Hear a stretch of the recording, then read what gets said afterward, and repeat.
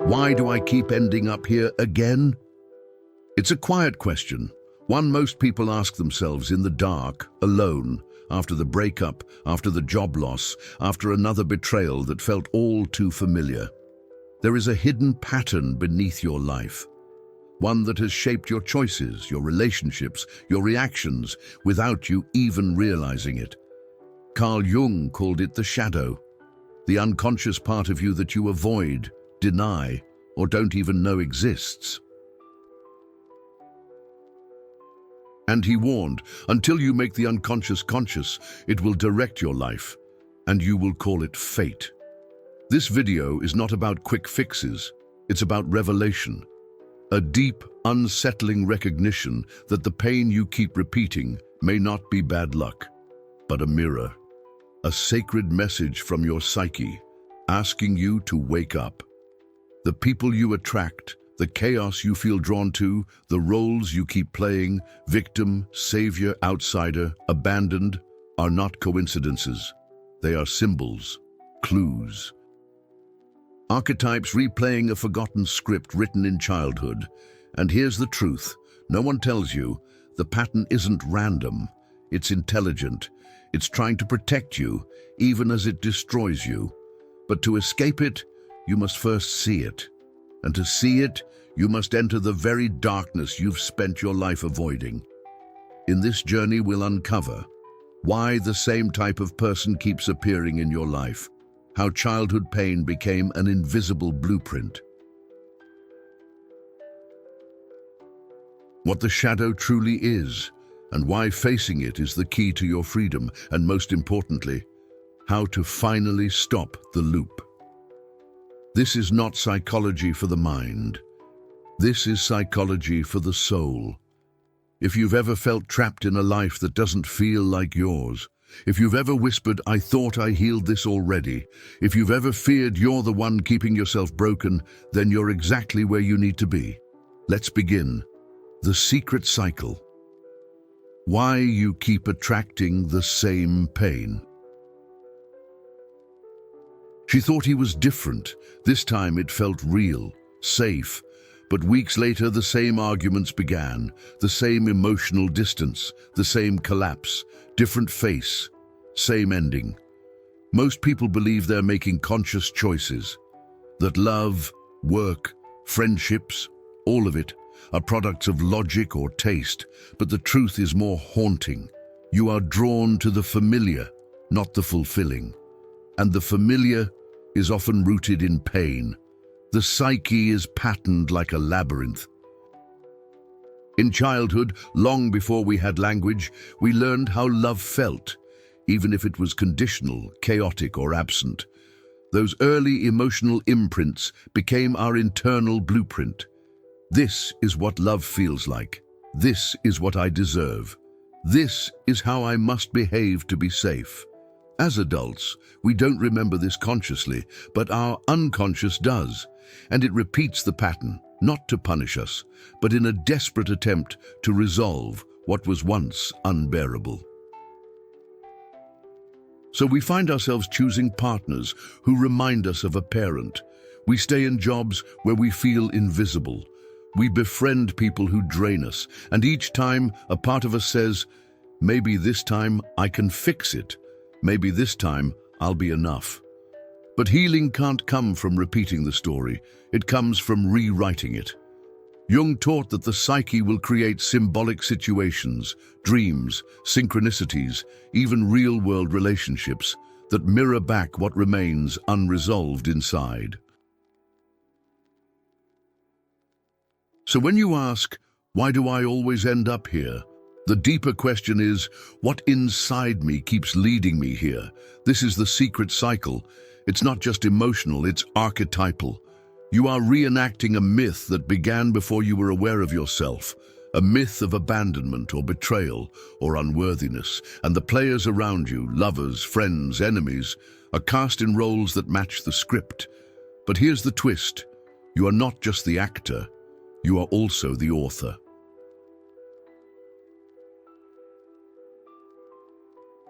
And the moment you realize this, when you stop blaming fate and start looking within, is the moment the cycle begins to break. The origin, how childhood created your hidden pattern. Before you knew who you were already becoming someone, not by choice, but by necessity. In the early years of life, the child absorbs everything: love, fear, silence, anger, not with analysis, but with the body and soul. Every look, every gesture, every unmet need becomes a psychic tattoo. And over time, these invisible marks form the foundation of your emotional reality.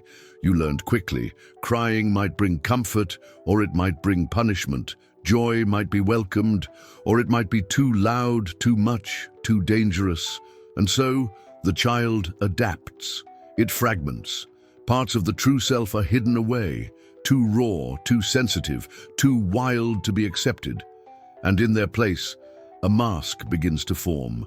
Jung called this early psychic architecture the complex. Emotional energy bound to past experiences, unconsciously shaping behavior in the present. And it always starts in childhood. Perhaps love was only given when you performed, or safety only existed when you disappeared. Maybe affection came with conditions, or never came at all. These moments don't fade with time. They embed themselves in the unconscious, shaping how you feel about others and about yourself. So, as an adult, you may find comfort in distance, because closeness once meant danger. You may chase affection because you were never seen. You may sabotage intimacy because deep down you believe you don't deserve it. This is not weakness. It's a strategy, a survival mechanism created by a younger version of you who just wanted to feel safe. But what kept you safe then is what keeps you stuck now. The child within still believes the world is the same as it was back then. It still expects the same rejection. It still fears the same pain. And until that inner child is seen, heard, and reintegrated, it will continue to pull the strings from behind the curtain. This is the origin of the hidden pattern. It is not your fault, but it is your responsibility to see it, because the moment you understand where the pattern began is the moment you stop being its prisoner. The mask you call me. She's always kind, always agreeable. He's always strong, always in control. They're always fine, always smiling. But behind those carefully constructed roles, there is exhaustion, there is silence, there is someone screaming to be seen. Carl Jung called it the persona, the mask we wear to adapt to society. It's not a lie, but it's not the whole truth either. It's the version of you that was shaped by necessity. If I act this way, they'll love me. If I hide this part of me, I'll stay safe.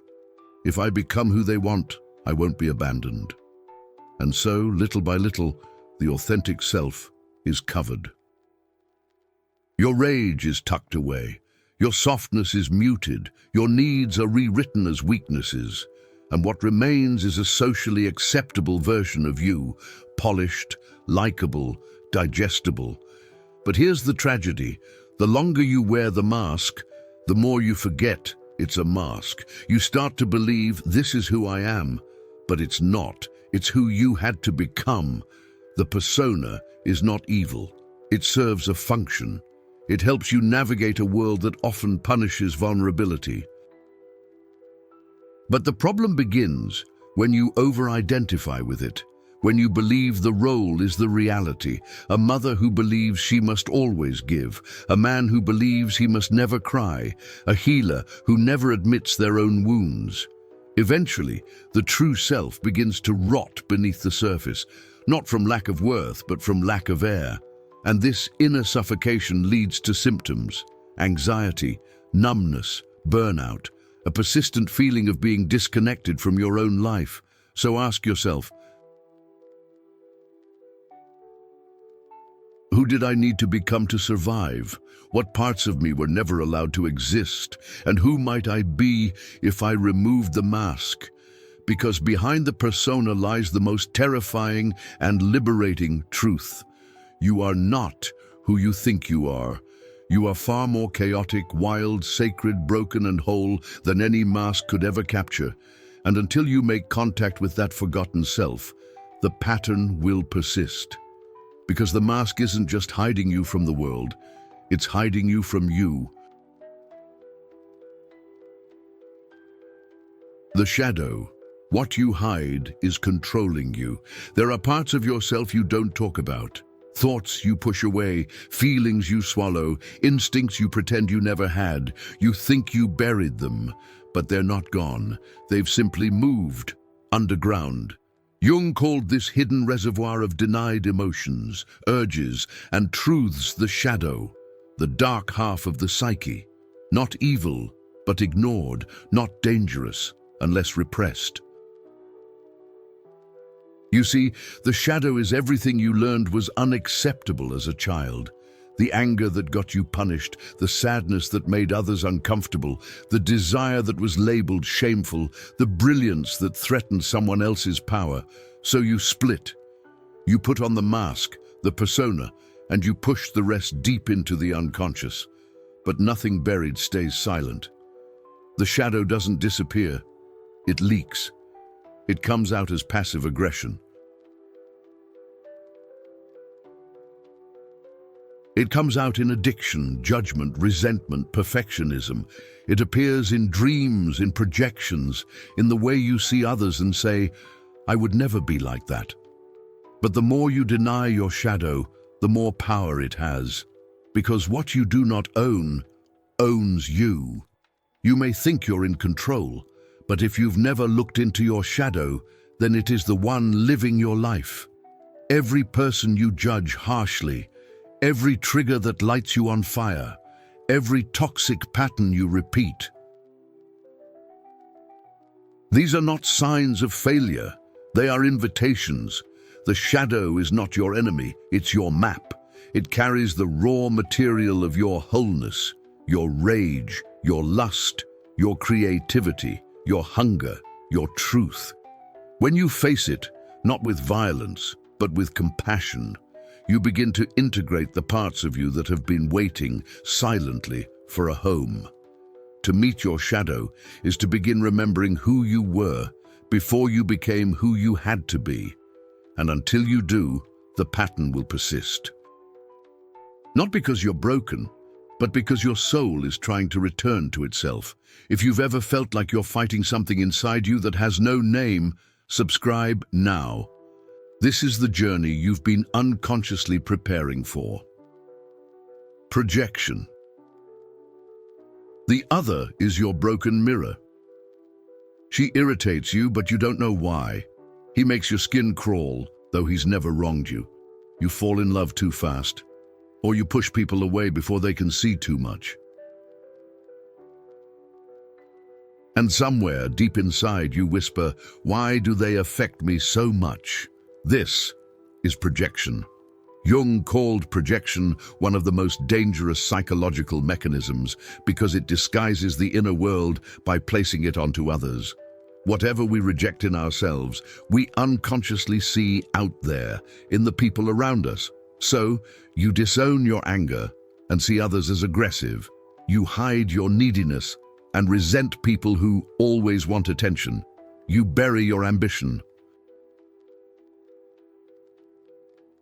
and criticize those who dare to shine. But projection isn't just about what you hate. It also reveals what you hunger for. You may fall for someone because they embody your own repressed aliveness. You may idolize someone because they carry your buried confidence. You may envy someone not because they are more, but because they've claimed a part of themselves you still keep locked away.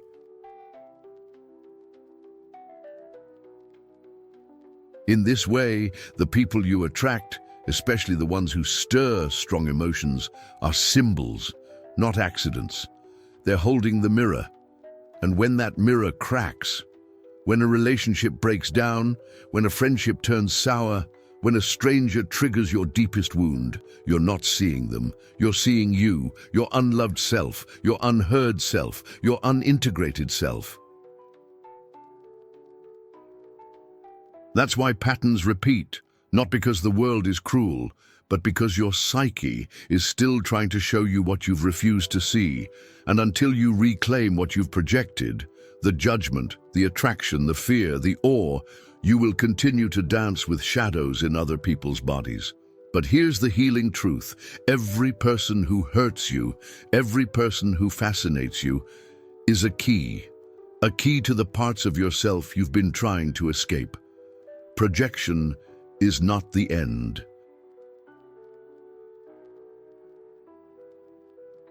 It is the beginning of return, a breadcrumb trail leading back to your wholeness. Have you ever realized someone you blamed was actually reflecting something inside you? Leave a comment. Your story could awaken someone else. The pleasure of pain. Why we repeat what hurts us. Why do people return to relationships that wound them? Why do they sabotage opportunities that could change everything? Why do they cling to stories that suffocate them, even as they beg for freedom? It seems irrational, self-destructive, and yet there is an eerie comfort in pain we already know. The psyche is not searching for joy first, it is searching for familiarity. If love once felt like distance, betrayal, or chaos, then as an adult, the nervous system will unconsciously seek those same sensations, because in its twisted logic, if this feels familiar, then I must be safe. And so, we circle back, to the lover who abandons, to the boss who criticizes, to the friend who manipulates. Each repetition is not random. It is the psyche's attempt to resolve the old wound by recreating it. This is why Jung said, neurosis is always a substitute for legitimate suffering. The child inside still believes, if I can fix it this time, the pain will finally end. If I prove myself enough, I'll be loved. If I endure it again, maybe I'll win. But the cycle doesn't heal us. It only deepens the scar. There is also a biochemical dimension to this repetition. Trauma alters the brain's reward systems. Stress hormones, adrenaline, even the chemistry of heartbreak can become addictive. The body craves the storm, not because it's good for us, but because it feels like home. This is the cruel paradox. What once wounded us becomes the very thing we chase. But here is the secret hidden within the pattern. Repetition is not punishment. It is an invitation. Each cycle is the psyche's way of screaming, look here. This is where it hurts. Look deeper. This is where you must heal. Until we answer that call, until we sit with the wound instead of running back into it, the loop continues. The repetition of pain is not proof that you are broken. It is proof that your soul refuses to give up until you remember who you truly are. The symptoms of repetition: relationships, work, and self-image. The pattern is clever. It does not announce itself with clarity. It seeps, quietly, patiently, into everything. Most people think, my problem is just relationships. But if you look closer, the same story plays out everywhere. In love, it shows up as the familiar heartbreak, choosing those who cannot love you, or running from those who try. In work, it appears as the boss who never sees your value, the echo of a parent who never did. In friendships, it hides in the imbalance, always giving, rarely receiving. And within the self, it whispers cruelly, you are not enough. You will never be enough. This is how the psyche repeats itself, not in one area, but as a theme of existence. Perhaps you notice these symptoms. Relationships, you attract the same personality over and over. The controlling, the distant, the unavailable. Work. No matter how hard you try, recognition never feels real, as if you're destined to stay invisible. Self-image. Even after achievements there is emptiness. Success feels counterfeit. The inner critic louder than any applause. The repetition is so convincing that you start believing in fate. You say, this is just the kind of person I attract. This is just the way things are for me. This must be my destiny. But destiny is often just unconscious memory, disguised. Jung observed that when complexes remain unexamined, they behave as if they are autonomous beings inside us. They hijack situations. They engineer circumstances. They pull us toward what feels inevitable. And so life doesn't feel lived. It feels repeated. But there is hope here because every symptom is a signal. The heartbreak is a message. The rejection is a mirror. The disappointment is a doorway. Instead of asking, why does this keep happening to me? The question becomes, what in me keeps calling this pattern back? When you dare to trace the symptoms back to their root, to childhood, to shadow, to projection, you begin to see the invisible threads that tie your life together.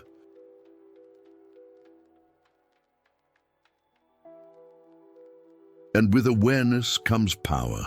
The power to stop mistaking repetition for reality. The power to begin a new story. If these words resonate, if you see your own life in these patterns, subscribe now. This space is for those who refuse to keep repeating the same story in silence. The awakening, the moment you see the pattern. At first, it feels like déjà vu, the same fight, the same ending, the same emptiness. But then, something shifts. Instead of asking, why is this happening to me? You whisper, wait, I've been here before. This is the beginning of awakening, not a gentle revelation, but a shock. The veil lifts and you realize you've been living in a loop. It's disorienting. The lover who once seemed like destiny now looks like repetition. The job that felt like progress now feels like a prison. The self-image you clung to begins to crumble. And in that moment, two truths collide. You are not cursed. You are responsible. Not responsible for the wound itself, that belongs to the past, but responsible for carrying it, repeating it, and refusing to see it until now. Awakening is often painful because it unmasks the illusion of fate. The comfort of blaming others collapses. The safety of denial evaporates, and you are left staring into the mirror of your own choices. But here lies the paradox.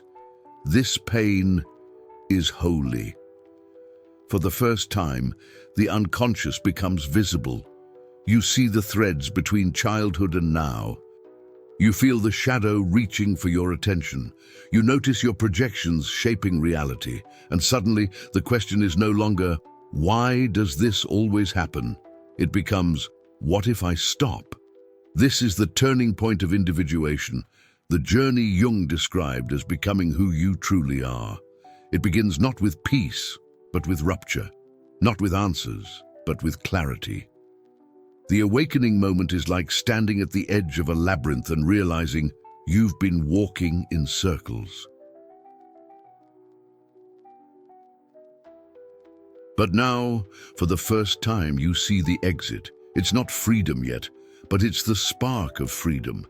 And once you've seen the pattern, you can never unsee it. The journey back to yourself. Awakening is not the end. It is the beginning. Seeing the pattern doesn't dissolve it overnight. It reveals the work that must now be done, the work of returning to yourself. For years you've lived outward, seeking approval, chasing validation, running from silence. But the journey back is the opposite.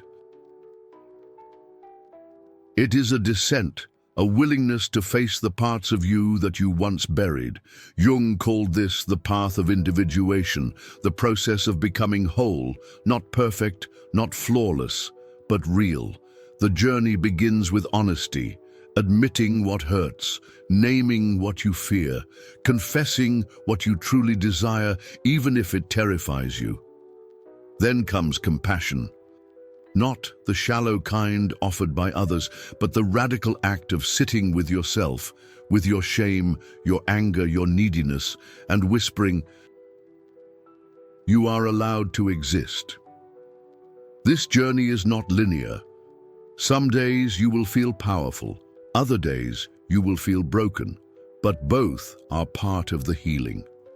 Archetypally, this descent mirrors the hero's journey, not the triumphs of battle, but the sacred task of entering the underworld to reclaim what was lost. You are both the hero and the underworld, both the seeker and the treasure. And slowly, as you walk this path, the mask begins to crack. The shadow begins to soften. The child within begins to trust. You start to notice small changes. You no longer tolerate what once drained you. You recognize red flags before you bleed. You speak truths you once swallowed. This is what returning to yourself feels like. Not a grand moment of enlightenment, but a series of quiet revolutions. And with each step, the pattern weakens. Because you are no longer playing the role unconsciously. You are writing a new script. The journey back is not about becoming someone new. It is about remembering the one you abandoned long ago. And when you do, when you finally hold that forgotten self in your arms, you realize the cycle was never punishment. It was the soul's way of leading you home. Rituals of healing, how to stop the cycle and begin again. Awareness without action is a seed left unplanted. To break the cycle, the insight must become a practice, lived, embodied, repeated. The psyche heals not only through knowledge, but through ritual. Simple, consistent acts that rewire the body, the mind, and the soul. Here are the sacred doorways of transformation. 1. The ritual of writing. The unconscious speaks in symbols. Writing gives it shape. Each day, let the hand move freely across the page, not to be read, not to be judged, but to release what the shadow whispers. Dreams, anger, longing, shame. The page becomes an altar where the hidden finally has a voice. 2. The ritual of silence. The world is loud, but the soul is quiet. Set aside moments with no phone, no music, no distraction. Sit in stillness. At first, the silence will feel unbearable. But in that silence, the unconscious begins to surface. Listen. Do not run. 3. The ritual of relationship healing cannot happen in isolation. Choose one person, a therapist, a friend, a community, and dare to be seen without the mask. Speak the truths you once buried. Allow another to hold them without turning away. Every time you are received, the old wound loses a little of its power. 4. The ritual of reclaiming the body. Trauma lives in flesh. Dance, breathe, walk in nature, move until the body remembers it belongs to you. Reclaiming the body is reclaiming life itself. 5. The ritual of small deaths. Let old roles die. The caretaker, the victim, the perfectionist.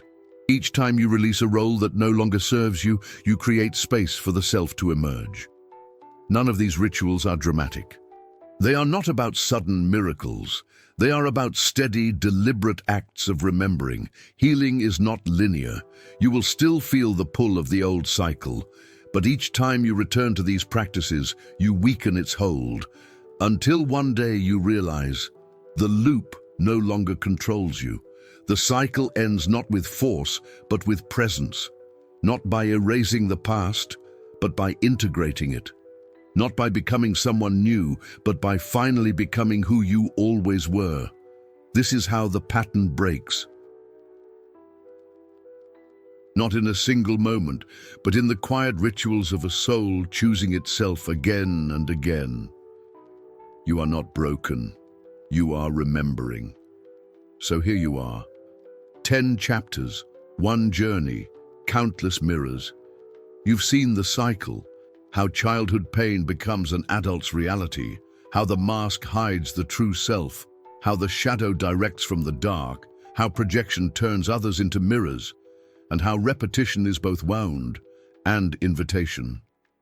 You've seen the symptoms in love, in work, in self-image. You've tasted the awakening, the shock of recognizing the loop.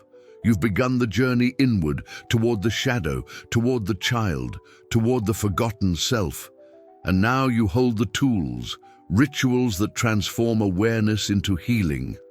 But the most important truth remains this: you are not broken, you are becoming. The cycle is not proof of your weakness, it is proof of your strength, that your soul will keep calling louder and louder until you finally turn inward and listen. You are not cursed. You are not doomed to repeat forever. You are being asked to remember, and when you do, when you hold your shadow instead of running from it, when you meet your inner child instead of ignoring it, when you reclaim your voice, your body, your truth, you realize the pattern was never the enemy. It was the teacher. If this video spoke to your soul, subscribe, because this is only the beginning of the journey. Share this message with someone you love, someone you see caught in the same loop, and write in the comments, "I choose to break the cycle." Not just as words, but as a declaration to yourself, witnessed by others who are walking this same path. Because you are not alone. The cycle ends here, and a new life, your life, begins.